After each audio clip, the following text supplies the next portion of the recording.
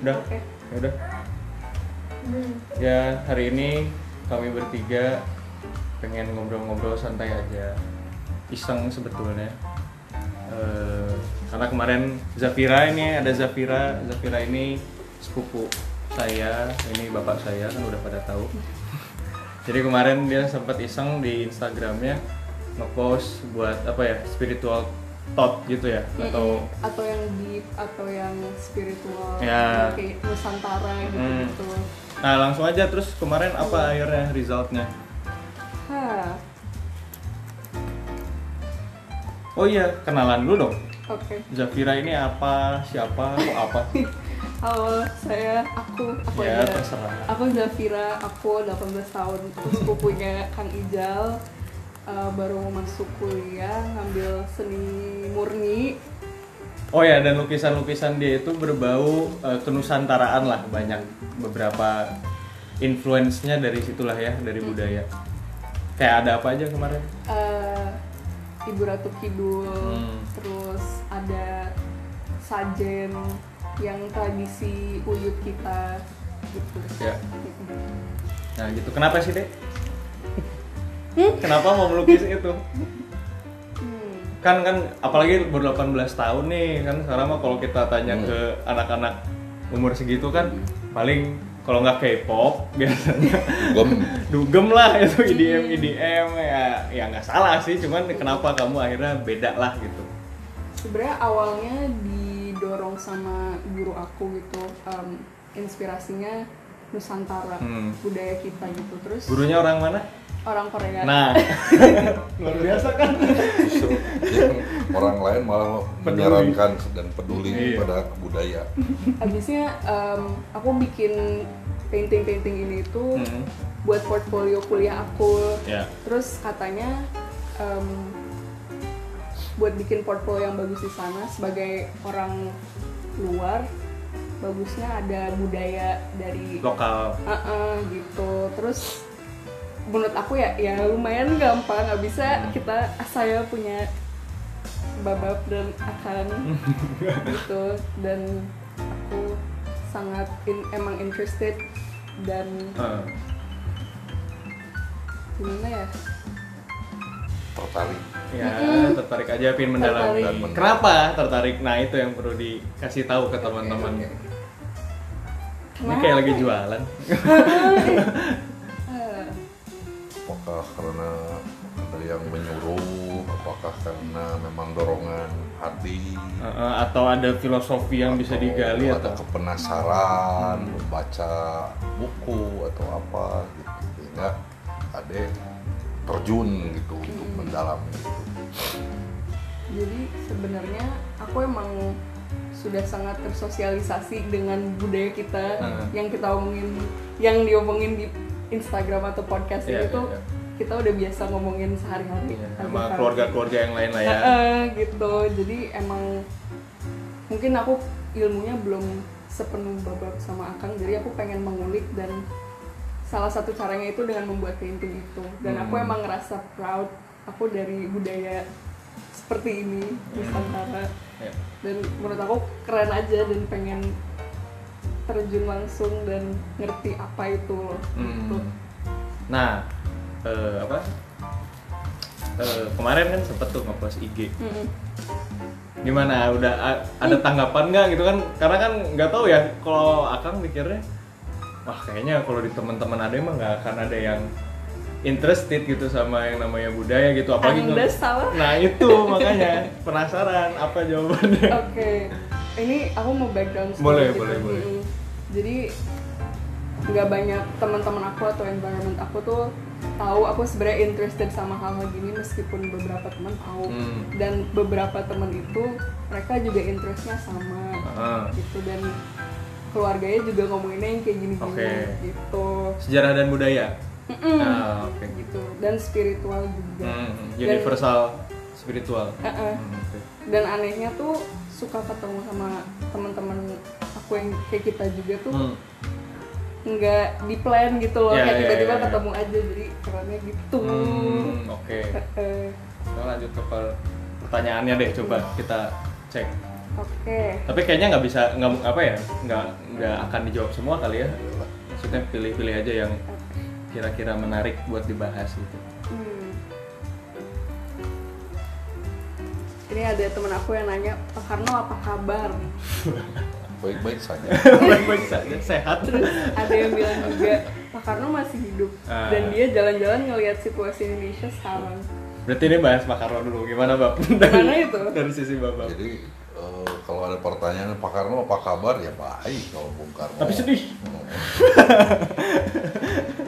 Lalu ada pertanyaan yang kedua barusan, apakah masih ada? Ya, secara fisiknya sudah tidak ada. Tapi kan yang namanya sukma atau ruh itu kan tidak pernah mati, gitu ya. Dan sepanjang zaman, sepanjang dunia ada, saya kira itu masih ada, gitu ya, dengan kita bersama-sama. Dan ya sulitnya di zaman sekarang dan sangat terbatas orang yang percaya atau memahami hal-hal seperti ini. Jadi ini bukan masalah gaib dan lain sebagainya, tapi ini kan berawal dari konsep penciptaan daripada Tuhan terhadap makhluknya, kan gitu, yang semuanya diciptakan dan diberi ruh. Nah, ruh ini kan ruhnya Tuhan yang dibagikan kepada menjadi manusia-manusia ataupun apapun gitu. Seluruh makhluk hidup yang ada di muka bumi ini semua diberikan kehidupan dalam bentuk ruh oleh Sang Pencipta. Dan itu anugerah yang terbesar yang kita dapatkan ya. Nah, selama Tuhan itu ada, maka ruh ini juga tetap ada. Kita mau membuka kitab suci apapun, di situ disebutkan gitu ya, bahwa manusia ini ditiupkan sebagian ruh Tuhan gitu ya, sehingga kita bisa hidup.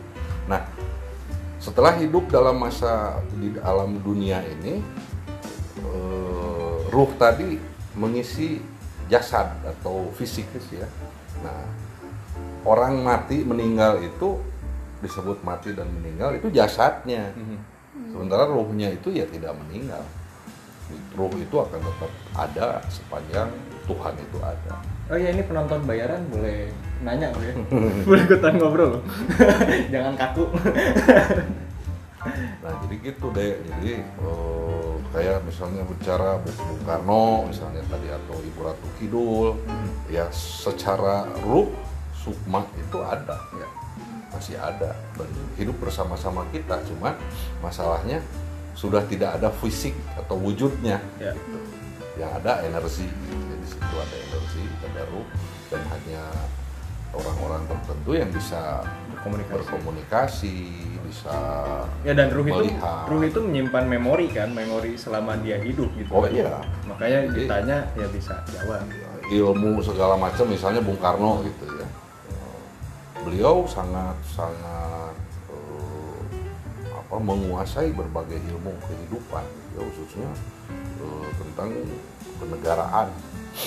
Ya, ini kan diturunkan nanti kepada siapapun, dan ini tidak hanya kepada turunan satu darah, bisa berbeda darah. Orang lain misalnya mendapatkan amanat atau ilmu-ilmu yang dulu dilaksanakan oleh beliau ya, oleh Bung Karno. Jadi banyaklah contoh yang menguasai ilmu ketatanegaraan tanpa belajar di sekolah, di universitas, di mana-mana. Jadi mereka dapat semacam ilham lah gitu ya. Nah itu seperti itu mekanismenya. Jadi tidak setiap kita dapat ilmu itu harus di sekolah, tidak. Lalu para orang-orang tua kita yang seperti contohnya Bung Karno juga tidak selamanya pada garis keturunan yang sedarah gitu ya. Bisa aja ke siapa aja bisa memberikan atau mengilhami orang-orang tersebut. Ya karena kalau nyambung ke Uga, Uga juga kan disebutin ya, Uga itu wangsit Prabu Siliwangi sebelum dia menghilang ya, ngahiang. Disebutkan kan pokoknya dia akan datang kepada orang-orang yang mencari itu pun berlaku buat semua kan Buat sebetulnya. semua. Kalau kita nyari sesuatu, walaupun orangnya udah nggak ada, kalau memang dikasih rezekinya lah ibaratnya atau ya udah berjodoh. Ya tergantung orang yang mencarinya seperti apa gitu. Kalau sekedar mencari hanya untuk ria, untuk kesombongan, ya segitu-gitu aja. Ya.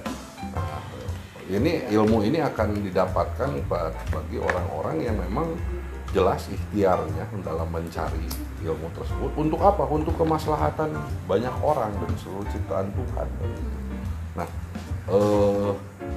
ini pun sulit gitu. Orang itu seolah-olah ingin mencari ilmu untuk manfaat, tapi di dalam perjalanan banyak juga yang akhirnya menjadi ria gitu ya. Untuk jualan, cari segala macam gitu, untuk kesombongan diri dan lain sebagainya. Nah, hal-hal inilah yang harus kita sadari, waspadai, jangan sampai kita juga jadi terjebak ikut-ikutan seperti orang-orang yang seperti itu. Karena godaan terbesar umat manusia cuma 3 kan, harta, tahta, dan hawa nafsu. Iya. Itu yang harus dijaga kan. Tuh, jadi Bung Karno tuh ya wujudnya nggak ada. Cuman ya energinya masih bisa kita komunikasi.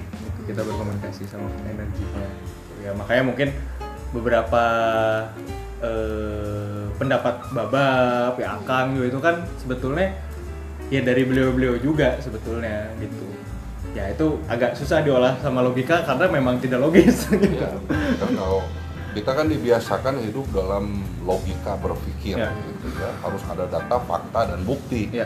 Nah, berbicara spiritual, berbicara gaib, ya sulit untuk membuktikan secara physically gitu ya. Kalaupun ada juga ya jarang-jarang dan orang sulit untuk percaya. Jadi hal-hal seperti ini tidak untuk disosialisasikan untuk umum, cukup untuk kita masing-masing saja. Dan caranya beda-beda ya. Kecuali kalau ada orang yang menanya, yang ingin tahu dan lain sebagainya. Tapi kalau secara normal kita mengungkapkan, mensosialisasikan disebut orang gila gitu. Hilang nanti kita ya. Umat-umat sesat dan lain sebagainya. Itu mah. Oh ya, dan ini balik lagi obrolan kita ini nggak ada yang sama sekali untuk memaksakan keyakinan orang. Ini kan pengetahuan. Jadi pengetahuan yang berasal dari pengalaman, ya, pengalaman hidup Babab, Akang, Ade, gitu. Ini sharing aja. Mudah-mudahan menjadi manfaat bagi banyak orang. Kalaupun tidak jadi manfaat, ya buang aja, nggak usah dilihat, gitu. Kayak gitu. Jadi gitu kalau Pak Karno. Ada pertanyaan lanjutan? Sepertinya ada. Oke. Jadi kayak menurut aku dari sudut pandang anak-anak muda atau mungkin followers aku yang anak muda gitu, banyak yang gimana ya, kita tadi ngomongin banyak tentang ketuhanan dan banyak teman-teman aku yang tidak percaya dengan Tuhan gitu. Abisnya entah kenapa gitu banyak alasannya. Jadi either mereka ateis atau enggak mereka melakukan praktis agama tapi tidak percaya Tuhan atau tidak connect dengan Tuhan atau enggak agnostik gitu. Nah, agnostik tuh percaya Tuhan loh. Iya percaya Tuhan tapi nggak ngikutin agama gitu. Terus jadi gimana gitu? Apakah Tuhan ada atau tidak? Dan kita taunya gimana gitu? Pertanyaan yang cukup sensitif ya. Iya memang. Iya. Atau nggak mau dibahas? Ya nggak apa-apa sih. Gimana Bro? Ya sekarang kan kembali lagi ke orang. Ya keyakinan. Sekarang tanya sama orang yang nanya, yang tidak percaya Tuhan, bahwa dia lahir ke alam dunia dari mana?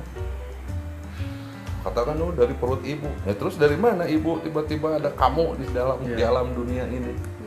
Dan gitu. Nah itu aja dulu. Lalu alam misalnya semesta ini dari siapa yang menciptakan kalau dia tidak percaya Tuhan? Mekanismenya seperti apa? Siapa yang bikin? Yang harus kita menjadi pemikiran kita untuk mensosialisasikan begini. Mungkin dia ada ketidakpahaman dalam konsep penciptaan. Nah itu kan harus ngobrol. Ya. Bagaimana penciptaan manusia, hewan, tumbuhan, alam ya, malaikat, jin dan lain sebagainya. Itu kita harus ngobrol karena tidak cukup 5 menit membahas itu kan gitu, tidak cukup 1 jam. Ini akan panjang gitu. Dan khusus untuk teman-teman ada yang memang tidak percaya terhadap Tuhan, ini pasti akan banyak pertanyaan yang harus dijawab gitu. Dan akan Bawa berikan contoh-contoh nanti. Nah, sekarang Bawa nggak bisa, si A ini tidak percaya kepada Tuhan karena apa? Nggak bisa karena belum dengar kan gitu. Harus dengar dulu apa yang membuat dia tidak percaya terhadap Tuhan. Dan kalau dari Ijal kita nggak bisa dan nggak boleh menyalahkan. Jangan. Ya, itu kan orang. Gitu. Kita juga tidak usah memaksakan bahwa dia harus kayak kita atau beragama. Iya, nggak usah. Jadi orang seperti itu karena satu tadi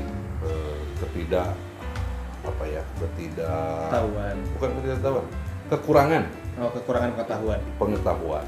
Jadi informasi segala macamnya kurang. Lalu yang kedua kurang berinteraksi biasanya. Baik itu sesama manusia maupun juga sesama ciptaan Tuhan. Kan kayak Babab nih. Kalau orang ngobrol umumnya dengan manusia lagi, kan gitu. Nah, kalau nggak ada manusia, lalu kita ngobrol sama siapa? Kan nggak bisa manusia nggak ngobrol. Nah, Tuhan sudah memberikan teman kita ada pohon-pohonan, ada binatang, ada jin, ada malaikat dan lain sebagainya yang tidak terlihat bisa kita ajak ngobrol, tapi ada cara kan gitu. Ada caranya yang harus kita belajar bagaimana kita bisa berkomunikasi, yang di dalam Al-Qur'an disebut hablum minanas, hablum minal Allah, hablum minal alam. Dan jadi komunikasi antar manusia dengan manusia dengan sang pencipta, dan manusia dengan seluruh ciptaannya atau disebut alamnya. Jadi kita ada caranya berkomunikasi. Dan memang yang ditemuin Akang juga gitu ya, umur segitu kan memang lagi pencarian. Jadi itu nggak aneh, itu udah fenomena cukup lama. Tapi biarin aja, maksudnya kalau emang dia nanya gitu, orang-orang seperti itu nanya, ya kita jawab. Cuman kalau nggak nanya ya udah nggak usah dipaksain. Karena kan balik lagi yang namanya keyakinan nggak bisa dipaksakan, dan nantinya kalau sudah meninggal ya tanggapannya masing-masing. Nggak ada yang bisa nolong gitu walaupun sedarah. Ya urusan meninggal mah nanti kan urusan yang hidup. Jadi orang yang meninggal ini ya urusan yang hidup aja, mau dikuburin Islam, Kristen, Katolik, Hindu, Buddha terserah, bebas. Mau dilempar ke laut juga boleh, sah. Iya, asal mau aja keluarganya. Itu doang kan. Jadi yang harus dilakukan, jangan kita memaksakan orang lain seperti kita. Ya. Yang kedua, harus dipaksa orang harus percaya kepada Tuhan. Ya sulit kalau orang nggak percaya, lalu kita berikan keterangan yang dia nggak bisa nerima, nggak akan percaya juga. Jadi ya dia ada proses yang nanti pun dia akan kembali. Karena kan konsepnya innalillahi wa inna ilaihi raji'un.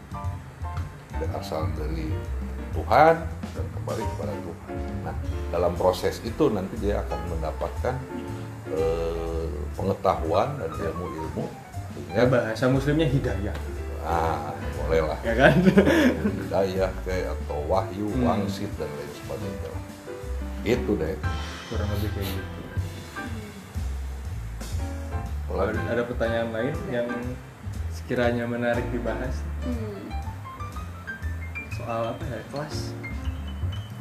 Ada yang ngomongin witches, witchcraft, fascism. Witches penyihir, sihir, tapi sihirnya kayak ngomongin sihir bule gitu. Ya itu terlalu banyak nonton film. Tapi sekarang juga banyak kayak di YouTube gitu, terus kayak di TikTok gitu kata teman-teman aku kayak. Jadi terpengaruh Harry Potter. Ada sekolahnya. Ada di kita juga, cuman bahasanya bukan penyihir, dukun. Nggak keren ya, biarin aja kan beda budayanya juga. Nah cuman yang menarik, dukun tuh dulu dukun itu tugasnya nyembuhin. Ya. Jadi problem solver. Iya, dukun. mau curhat, mau secara gaib, mau secara apa, pokoknya dia menyelesaikan masalah. Seiring berjalannya waktu terjadilah penyesatan, akhirnya dukun ini jadi orang negatif. Yang seolah-olah negatif. Tapi memang ada juga oknum-oknum dukun yang menggunakan kekuatannya untuk hal negatif demi uang, ya. Ya, bisa santet, bisa penggandaan uang, bisa pelet, macam-macam kayak gitu. Jadi ya ada sebetulnya kayak gitu ada. Ya, kalau kita buka iklan mungkin banyak gitu. Iya. Mau dukun apa? Dukun togel. Banyak itu di internet. Iya. Kayak gitu-gitu. Ada, jawabannya ada. Cuman ya bahasanya yang beda gitu. Dan nggak tiba-tiba kayak gitu terus keluar api gitu, nggak kayak gitu. Ada sih yang bisa, cuman ya nggak banyak lah. Bisa kan pakai kayak ini ya kayak penyihir di Eropa itu kan, kalau lihat di film penyihir dari manusia jadi kodok misalnya kan. Kalau di kita lain lagi, bukan hanya sekedar manusia jadi binatang. Di dalam perut misalnya tiba-tiba ada bukan paku, langseng misalnya buat nanak nasi gitu ya. Itu kan nggak logis gitu, tapi kejadian ada. Nah, ya inilah percaya tidak percaya, tapi terjadi di Indonesia itu yang seperti. Kalau mau cocok lagi ngomongin santet itu kan, pernah dengar JavaScript nggak? Pernah. JavaScript itu kan bahasa pengaplikasian di komputer atau di HP. Kenapa JavaScript? Script Jawa. Nah, di ilmu santet itu ada di script Jawa. Jadi kan gimana caranya melebur ini jadi atom-atom kecil, dipindahkan ke tempat lain dan akhirnya disatukan lagi. Sama aja kayak ada yang ngirim foto ke Akang. Pas pindah kan nggak kelihatan. Tiba-tiba ada aja fotonya. Itu JavaScript. Goib juga kan. Gitu deh. Kayak misalnya gini. Tadi ya bicara dukun, santet, segala ngirim apa ya. Atau merubah apa. Nah, di sisi yang lain ada teknolog gitu. Jadi teknolog ya? Ilmuwan gitu ya. Engineer yang menciptakan bahan bakar dari air misalnya. Kan goib. Sama dukun juga, cuman kelasnya aja yang lain. Iya, kelasnya lahiriah ibaratnya, bukan batiniah. Padahal kan ini ilmu Tuhan semuanya juga. Jadi dukun itu duduk tekun deh. Serius. Jadi sebenarnya tuh kayak witchcraft gitu tuh itu tuh bukan hal yang ajaib gitu. Biasa aja. Dan setiap orang tuh bisa, asal mau belajar. Shapeshifter ada, babi ngepet shapeshifter bukan? Di Tasik Badat kucing ngepet beneran. Akang mah ngeliat sendiri itu kucing ngepet coba naik ke tiang listrik kan ngambilin duit orang. Ada, berubah jadi macan bisa. Banyak nih kita macam-macam. Jadi ya sebelum mempelajari sihir Eropa, ya pelajari sihir Indonesia dulu lah gitu. Karena lebih kaya. Kalau di Kalimantan, golok terbang sendiri. Tomak terbang sendiri. Jalanannya gitu. Kan itu kan suatu hal yang nggak mungkin tapi ada gitu. Tiba-tiba mati di sebelah sana ditusuk tomak misalnya. Ya dulu melawan penjajah pakai bambu runcing tuh gimana ceritanya? Penjajah udah pakai pesawat, pakai senapan, gimana? Coba. Kayak gitu aja sih. Ya percaya. Iya. Kayak di Sulawesi Manado Opo ya. Melawan penjajahnya nggak kelihatan, kitanya nggak kelihatan. Iya. Dan itu di Islam pun ada. Caranya gimana? Kayak gitu. Gitulah kalau untuk perdunia sihiran itu. Oh iya, yang lagi nonton boleh ikutan nanya loh, nanti di mungkin 15 menit terakhir ditengok pertanyaannya apa. Apalagi yang kemarin aja yang udah nanya atau berpendapat di IG-nya Ade gitu. Mumpung nanti kalau mau ada sesi tambahan juga boleh kok. Ini namanya Hasanah Budaya Nusantara. Kekayaan. Jadi di Nusantara ini berbagai adat dan budaya itu tumbuh gitu ya, dan dipakai dalam kehidupan sehari-hari. Nah, dengan perubahan zaman mulailah berubah gitu, ditinggalkan gitu ya. Ada positifnya, ada negatifnya, tapi banyak negatifnya sebetulnya gitu, dengan meninggalkan itu. Kenapa? Karena kan dasar manusia hidup itu adalah contoh dan amanat dari orang tua ya, dari mulai ibu, bapak, kakek, nenek, uyut terus. Ya budaya kan kebiasaan. Kebiasaan siapa itu. Ya orang tua kita. Nah, ini yang harus kita ambil nilai daripada contoh dan amanat tersebut. Ya. Tadi misalnya kata guru Ade, padahal gurunya orang Korea gitu kan, kamu harus mengeksplor budaya kamu sendiri misalnya. Itu benar, dia paham berarti. Iya, karena memang di sisi lain Korea juga pemerintahnya sangat peduli gitu sama negara budaya negaranya. Jadi, bangsa yang kuat adalah bangsa yang peduli menghormati, menghargai adat dan budaya. Contoh Korea, Jepang, Cina. Dia itu melaksanakan amanat-amanat dan contoh-contoh dari para leluhur, sehingga dia menjadi bangsa yang kuat. Jadi jati diri itu sudah tidak usah dicari-cari lagi, sudah melekat dalam kehidupan. Sejak lahir udah ada. Cuman di kita kan nggak tahu ya apakah ada kecelakaan sejarah secara sengaja diubah-ubah maknanya atau gimana, kan kita nggak tahu. Ya makanya apapun yang dicontohkan sama orang tua kita, kakek nenek sampai leluhur-leluhur, memang pasti ada yang jeleknya. Cuman kan yang baiknya juga ada. Ya ambilnya yang baiknya aja. Supaya nanti tuh keturunan-keturunannya tuh upgrade terus. Yang jelek-jeleknya hilang aja udah gitu, diputus aja udah, yang baiknya terusin gitu. Karena kan di dunia ini tidak ada hal yang baru. Semuanya sudah pernah kejadian. Apapun gitu. Makanya kenapa kita dasar hidup kita itu dari contoh dan amal, karena dulu sudah pernah terjadi yang dilakukan oleh orang tua kita, oleh kakek nenek, oleh buyut, sampai para leluhur kita sudah melakukan itu dengan zaman yang berbeda tapi nilai yang sama. Jadi ibaratnya sejarah itu kayak kaca spion deh, kalau lagi nyetir sesekali tuh harus ngelihat di belakang ada apa ya, biar aman. Tapi kita harus seringnya lihat ke depan juga gitu. Jadi tetap upgrade sesuai zaman, tapi nilai-nilai yang dulu tuh yang positif diambil. Itu yang mau maksud tadi, nilai dari amanat dan contoh inilah yang kita jadikan modal untuk kehidupan kita ke depan. Itu deh. Apalagi dari pertanyaannya? Klasisme. Apa itu? Kayak hierarki sosial bukan sih? Ya. Kayak Kasta. Ya, kasta. Jadi si kaya dan si miskin sebetulnya. Gini, bangsa Indonesia itu sebetulnya tidak mengenal kasta aslinya. Setelah masuk Belanda, nah mulailah kasta ini diberlakukan. Untuk apa? Untuk mudah mengatur dan memecah belah bangsa, sehingga dia bisa seenaknya mengambil sumber daya alam dan sumber daya manusia bangsa Indonesia.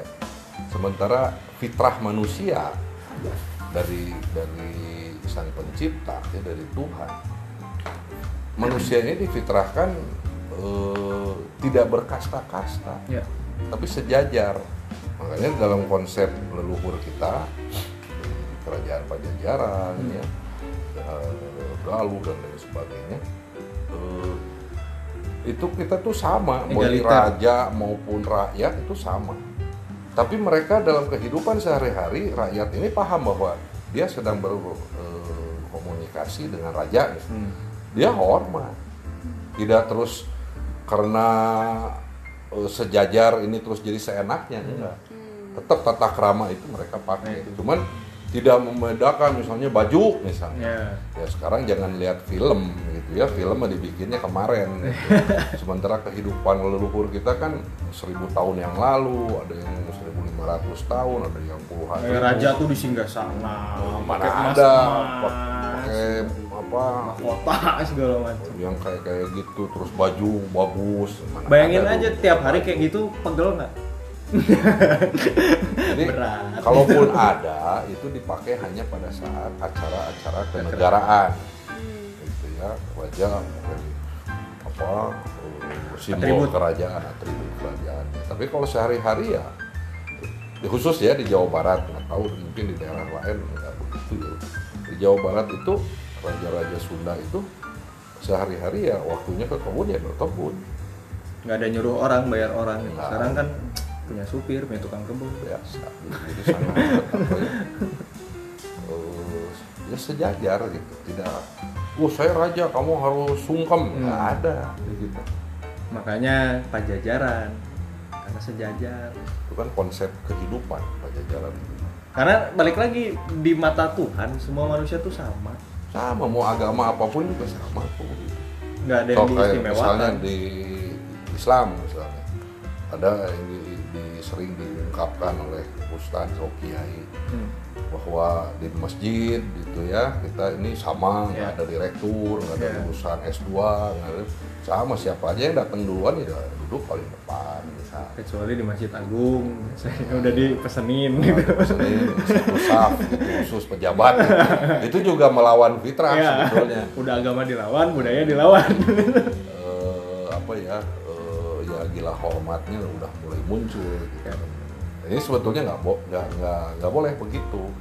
Jadi kalaupun memang datangnya telat ya udah di ujung pintu aja kan gitu, nggak usah pejabat bentang-bentang pejabat datang telat terus duduk di paling depan udah dikosongin itu ya nggak fair juga gitu sebagai muslim ya. Baik itu muslim atau non muslim sama. Siapapun yang datang duluan ya duduk di depan. Nah itulah kesejajaran atau fitrah kehidupan manusia sebagai makhluk Tuhan yang paling sempurna. Yang hari ini banyak dilanggar. Jadi orang hari ini banyak melawan fitrah, melanggar fitrah, ketentuan Tuhan. Jadi ukurannya ya karena banyak orang yang melakukan itu ya dianggap benar, padahal kebenaran Tuhan tidak diukur dengan jumlah banyaknya yang memakai. Kenapa kita yang selama ini kita ngomongin, kenapa nggak kita diajarin hal-hal ini di sekolah? Nah, itu yang harus ditanyakan kepada Menteri Pendidikan. Tapi seluruh dunia juga gitu kan, jadi kenapa kita harus belajar? Ya makanya tadi Bapak ngobrol sama Kang Ijal, ini salah satunya adalah di dalam lingkungan pendidikan. Dan utama mungkin ya? Mungkin utama karena induk semang peradaban manusia adalah pendidikan. Nah, di dalam sistem pendidikan kita tidak dimasukkan hal-hal seperti itu.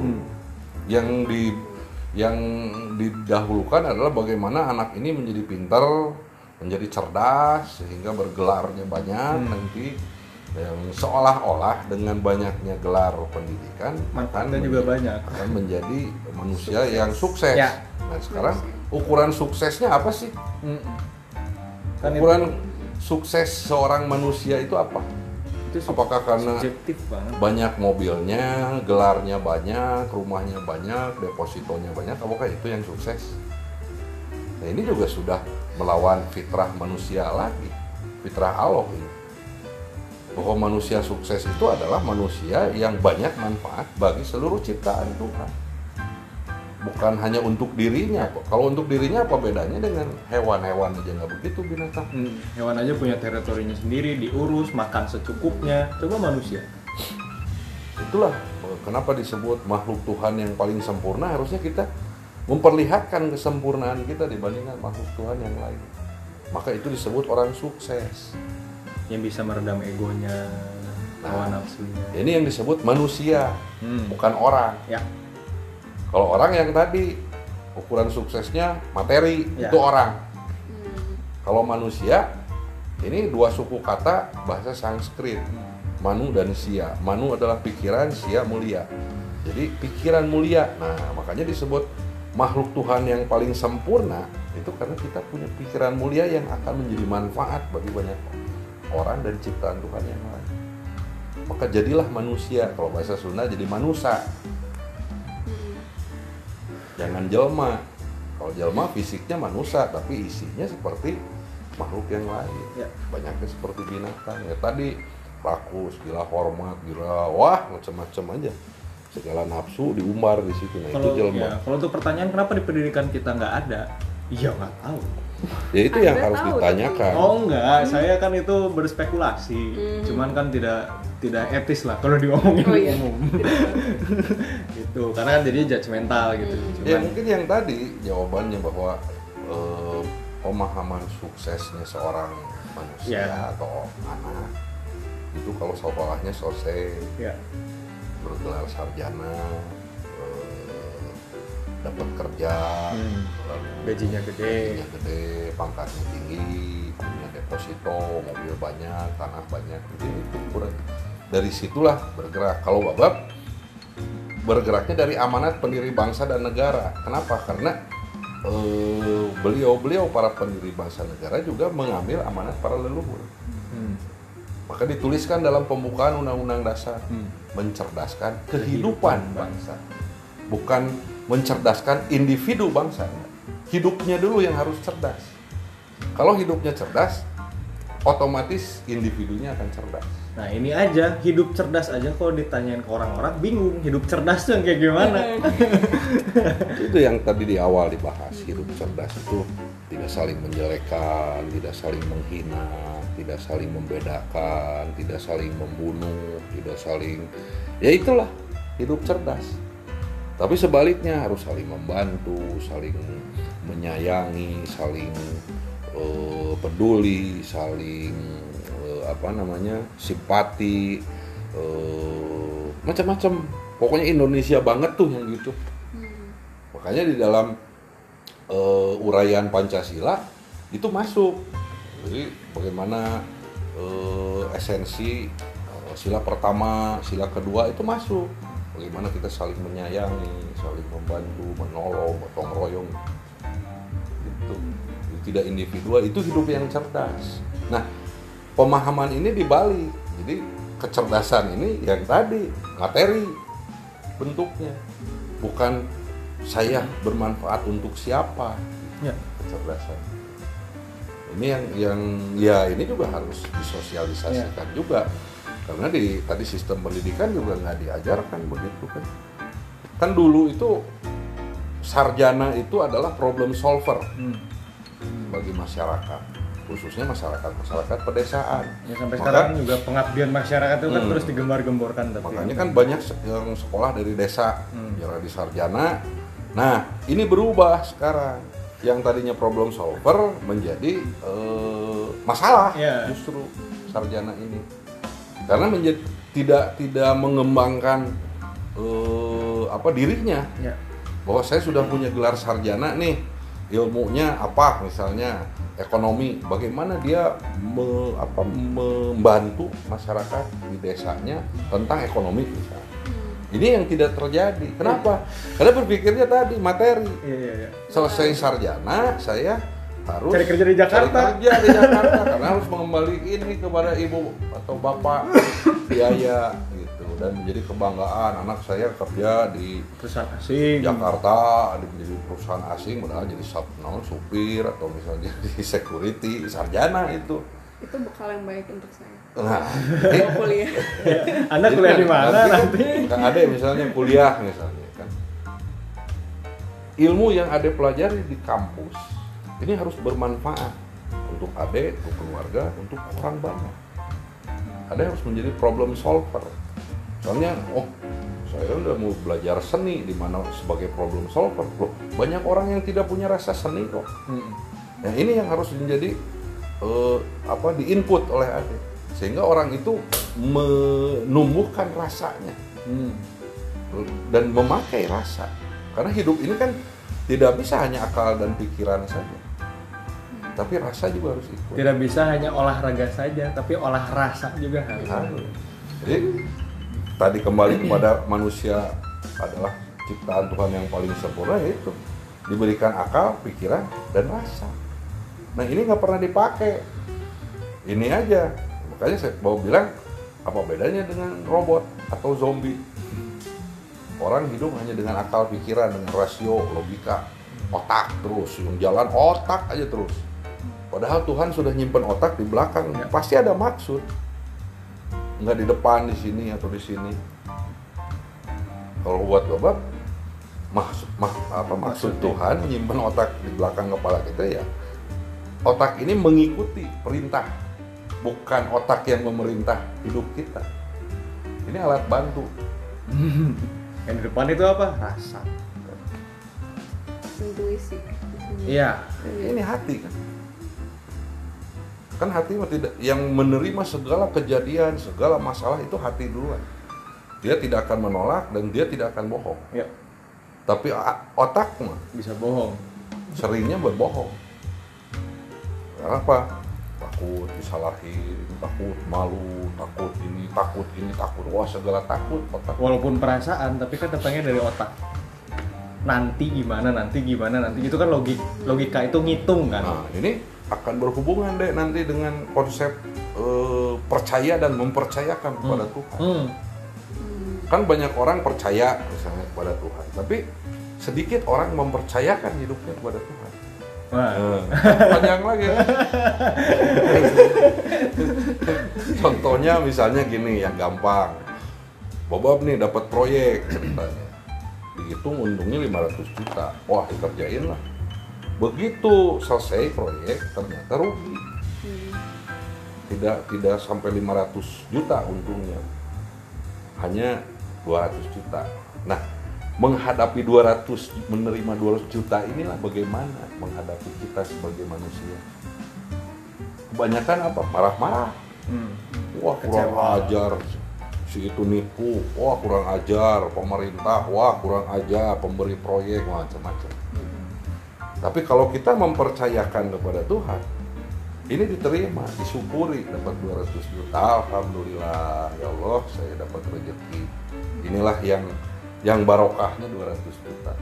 Saya terima, mudah-mudahan barokah, manfaat bagi banyak orang, bagi keluarga saya, dan saya doa lagi, minta lagi apa. Ini konsep percaya mempercaya. Kebanyakan nggak begitu, langsung menghakimi. Nah itulah yang disebut neraka. Ya. Keluar dari realita. Neraka itu. Realitanya dapat 200 juta, kita menolak ini. Karena pikiran kita masih di 500 juta. Nah itu neraka. Tapi kalau alhamdulillah, nah, surga. Ya, pahala dosa sama. Jadi nikmat gitu. Gitu deh. Gitu. Kayaknya wah ini panjang banget sih kalau dibahas. Ya itu neraka, surga. Baru mau nanya tadi. Iya kayak gitu sih kurang lebih. Ini mau ada sesi tambahan atau gimana nih? Penontonnya sepi sih, cuman ya udahlah. Kayak gitu kurang lebih tadi. Apa ya itu tadi. Padahal udah untung, makanya kan kalau orang-orang bilang orang Indonesia mah pasti aja ada kata-kata kayak gini, untung aja masih gini, untung aja misalnya jatuh, untung masih hidup misalnya. Itu kan ada untungnya. Sebetulnya itu kan nilainya bagus, cuman kan harus kita pakainya gimana sih, cara pakai kayak tadi harusnya dihitung 500 juta cuman dapatnya kurang dari itu ya. Ya untung aja masih untung kan, kalau rugi ya mungkin bolehlah marah-marah gitu, cuman ya tetap aja. Dalam rugi juga sama. Iya, harus berarti diterima. Kan ada rencana Tuhan yang kita tidak paham, Ya. tidak tahu maksudnya apa Tuhan memberikan kerugian Ya. pada kita. Karena kita mikirnya di sini otak, jadi rugi nih. Wah, marah pada Stress. orang, pada Tuhan akhirnya marah. Itu yang salah. Pokoknya kalau kita menerimanya dengan rasa tadi, gitu ya. Jadi akal, pikiran dan rasa itu bersatu. Ini yang harus kita lakukan adalah syukuran. Berarti kalau kita dapat 500 juta atau 200 juta mungkin tidak manfaat ini uang. Ya. Mungkin kita sakit, mungkin anak, ibu, bapak, adik, kakak dan lain sebagainya sakit, celaka lah, apalah. Jadi 200 juta juga hilang lagi juga sih sebetulnya. Ya, makanya syukuran itu apa? Bahwa kita hidup sehat, kita selamat, itu ya. Kita bisa dapat rezeki. Rezeki itu bisa materi, bisa ilmu, bisa pengalaman dan lain sebagainya. Nah itu ya dulu. Jadi apapun kita harus syukuri. Masih Baik bisa itu bernafas. untung, rugi, sedikit, kurang, itu juga harus disyukuri. Sedih, bahagia, sakit termasuk. Itu harus disyukuri deh. Bentuk kasih sayang Tuhan sih sebetulnya itu. Kayak Pak, kalau ya itu yang pertama disyukuri mungkin sebenarnya nafas kan. Karena kan kalau nggak ada nafas kita nggak bisa hidup gitu. Intinya itu kan. Nah itu ada sempat dibahas kemarin sama Mang Jaka di IG IG JSJ.Indonesia, boleh dicek, masih ada videonya. Di YouTube juga. Oh ya, di YouTube Cerita Nusantara juga udah di-upload kemarin. Jadi bisa dicek lagi buat yang mau aja. Jadi syukuran itu banyak sekali yang harus kita syukuri, termasuk tadi nafas ya. Bagaimana kita hidup ini karena udara. Ya. Kalau tidak ada udara kita nggak hidup. Nah manusia ini ya karena apa ya, sampai lupa gitu. Mensyukuri itu kalau dapat uang aja, kalau naik pangkat aja, kalau dapat sesuatu yang baik, yang bagus, baru syukuran.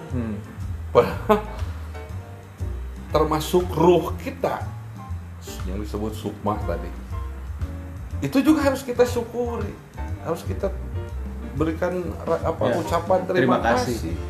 Tanpa ruh, tanpa sukma ya kita bangkai. Ya, cuman biasa aja, nggak hidup.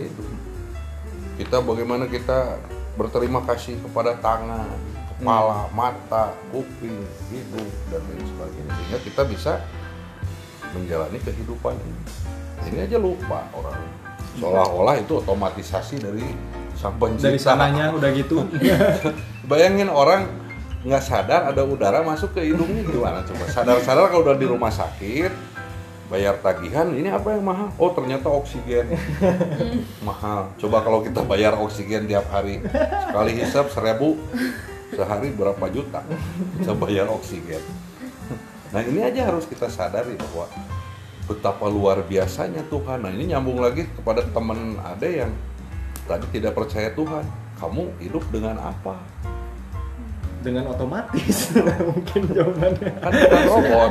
Dari sana. Kan bukan robot kamu. Kan manusia. Sekarang kalau saya tutup lubang hidung kamu, saya tutup lubang kuping kamu, saya tutup lubang mata, saya tutup lubang mulut, terus kamu mau hidup pakai apa? Nah itulah Tuhan. Kebesaran Tuhan tuh itu. Kayaknya sudah cukup dulu untuk malam ini. Sudah mau sejam juga soalnya, jadi harus dipotong. Nanti mungkin kalau ada pertanyaan berikutnya ya di lain kesempatan bisa dibahas lagi.